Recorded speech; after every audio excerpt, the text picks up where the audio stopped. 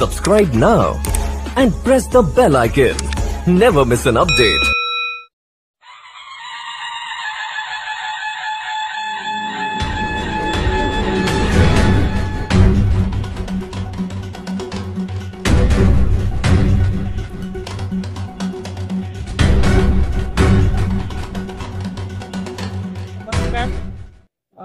प्रभाग क्रमांक 14 मधनं आता मी इलेक्शनला सामोरे जात असताना इथून मागे पण 2 टर्म महानगरपालिकेमध्ये इथल्या नागरिकांनी मला भरघोस मताने निवडून दिला आणि त्यांची सेवा करण्याची संधी दिली।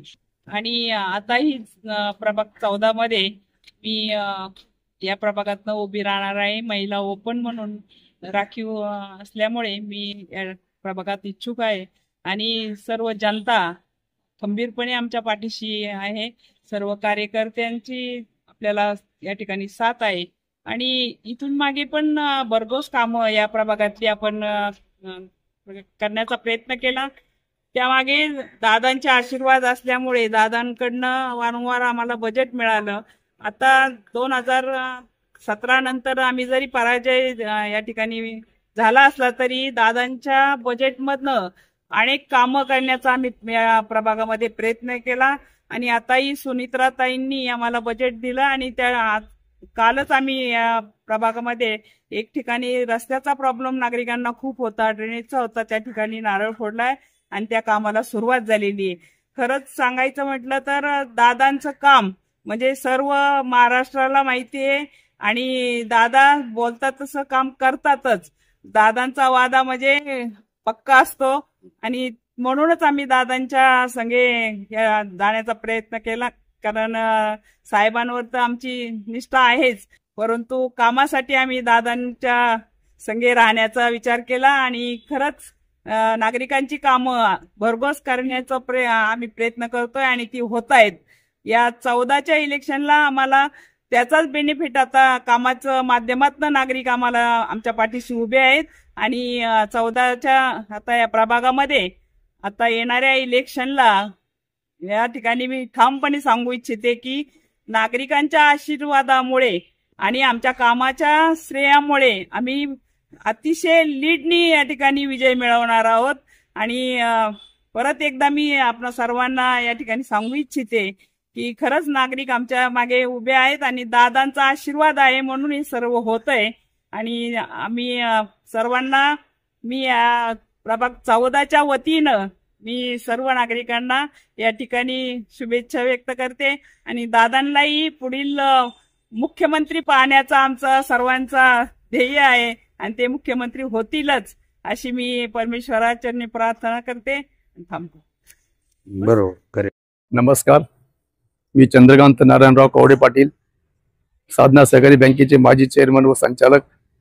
गेले अनेक वर्ष, गेले 40 वर्ष मी सहकारात काम करत आहे। या वर्षी निवडणुका आता जवळ आलेल्या आहेत।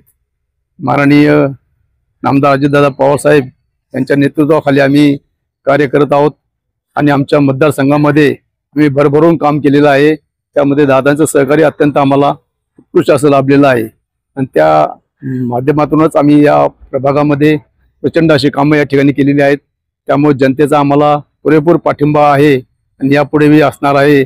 त्याचबरोबर दादांनी आमच्यावर अतोनात प्रेम केलेलं आहे। अनेक वेळा दादांनी आमच्याकडे भेट दिलेले आहेत, स्नेह भोजन घेतलेलं आहे। असे दादा आमच्या पाठीशी खंबीरपणे उभे आहेत।